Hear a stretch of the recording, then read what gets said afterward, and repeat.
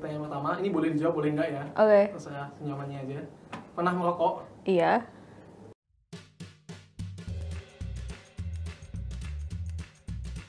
Nyoba pernah? Pernah. Nggak pernah. Pengen nyoba? Pengen. Nge-vape? Rokok berarti nggak pernah? Enggak. Pengen nyoba nggak? Enggak. Sumpah enggak. Minum pengen. Iya. Jujur. Tapi bukan air mata Jenglot Yovan. Enggak. Saya nggak bisa ngerokok, saya ada penyakit paru-paru. Nyium asapnya aja nggak bisa. Corona ya?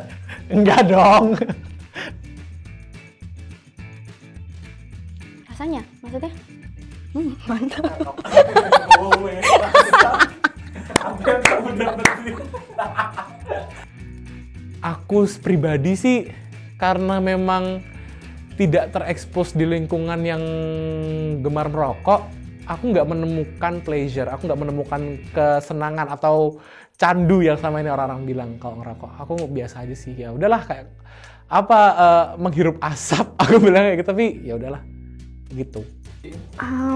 Rokok itu bikin aku kalem sih kalau aku lagi stres gitu. Kalau misalnya lagi bener-bener pusing, penat, lagi nggak mood, kalau ngerokok tuh bikin calm. Main asap tuh enak. Bisa banget, nggak tahu kenapa tuh, tapi kayak kalau misalnya kamu ngerokok, itu kan kayak beberapa orang di sekitar kamu bakal ngasih kayak stigma kayak kamu tuh anak nakal. Jadi dia tuh anak-anak nakal tuh berkumpul di satu tempat gitu buat ngerokok bareng. Dan akhirnya nggak tahu kenapa sambil ngerokok tiba-tiba ngobrol-ngobrol aja. Terus sharing-sharing tentang hidup. Nggak tahu kenapa.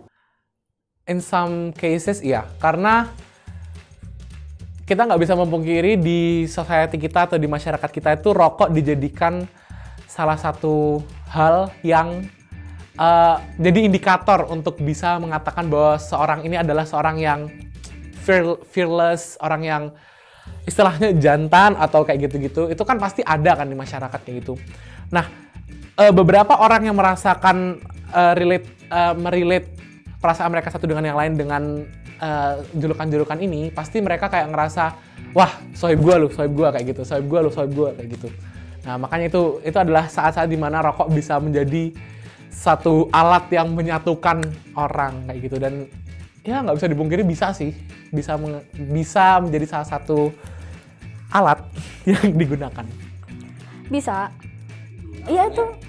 Lihat itu di tongkrongan-tongkrongan burjo-burjo gitu. Biasanya kan orang-orang lagi kongko-kongko ngobrol gitu sambil ngerokok gitu. Atau enggak mungkin kita lagi ngobrol gitu sama teman, terus ada teman datang terus kayak gila lo bagi rokok lo ada nggak gitu, terus ambil kayak gitu. Sebenarnya malak sih, tapi ya gimana ya. Tapi itu bersatu.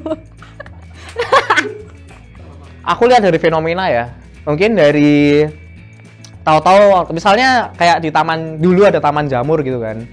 Nah, terus karena salah satu-satunya tempat orang untuk bisa ngerokok kan di situ, taman jamur. Dan tempat itu terbatas kan. Nah, jadi kayak akhirnya orang asing ya pada ngumpul aja di situ, terus ngobrol, terus ngerokok sendiri-sendiri nggak enak dong. Pasti harus ada hidangan utamanya, obrolan dong. Nah, ya bisa-bisa aja sih kalau misalnya dibilang uniting people, bisa-bisa aja. Bener sih, karena aku kenal orang-orang yang sudah punya pengalaman seperti itu. Jadi gara-gara minjem lighter dari tetangga, bisa kenal gitu.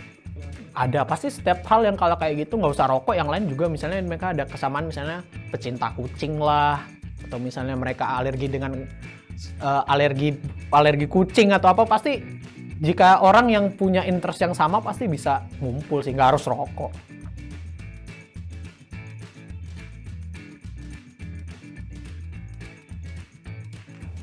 Tergantung sih, aku nggak suka kalau misalnya orang ngerokok di tempat AC, soalnya nanti baunya susah hilang. Tapi kalau misalnya tempat outdoor, ngerokok sih ngerokok aja, asal nggak ketahuan.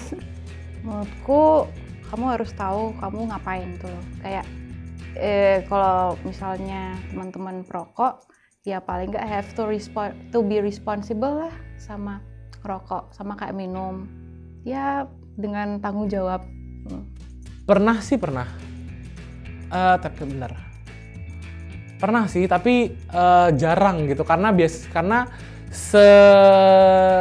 ignorance-nya orang, pasti mereka aware sama tanda yang dipasang gitu. Tapi mungkin kalau memang mereka bengel banget, kalau mereka memang bandel banget, mungkin mereka akan melakukan itu.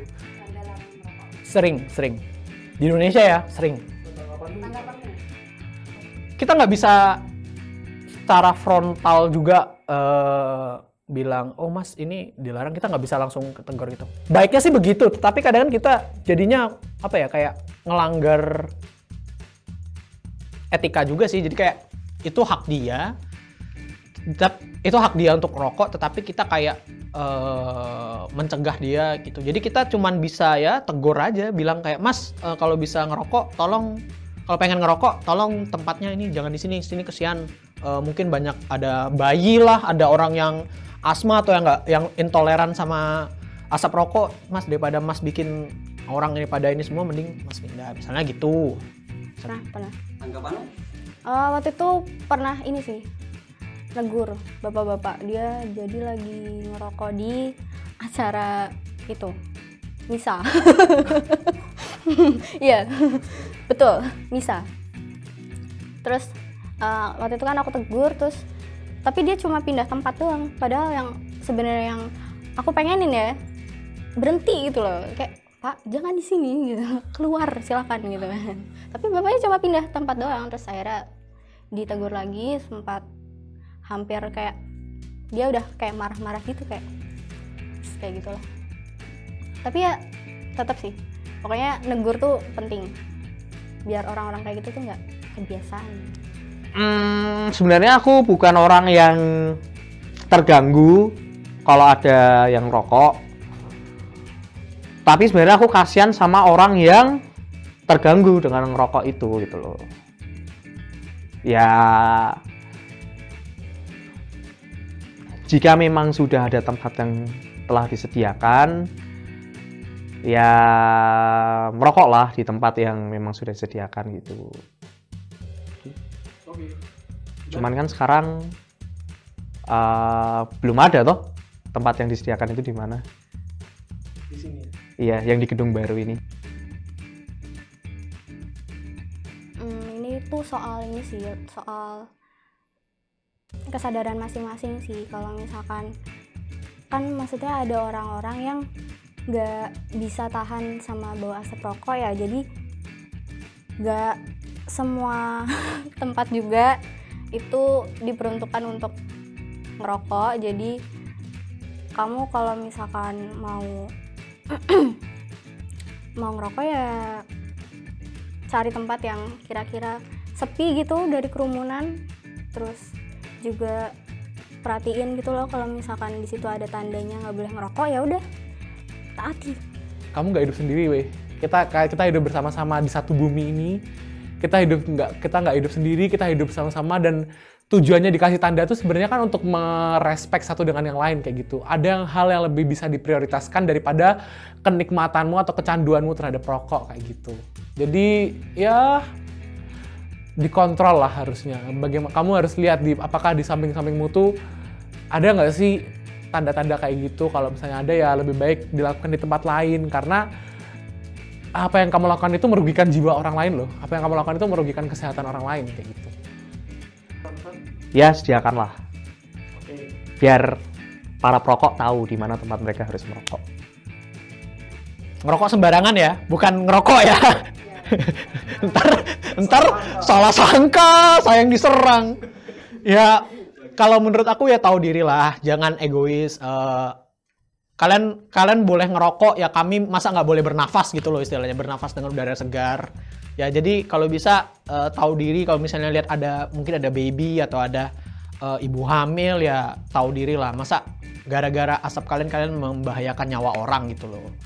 Ya, be responsible.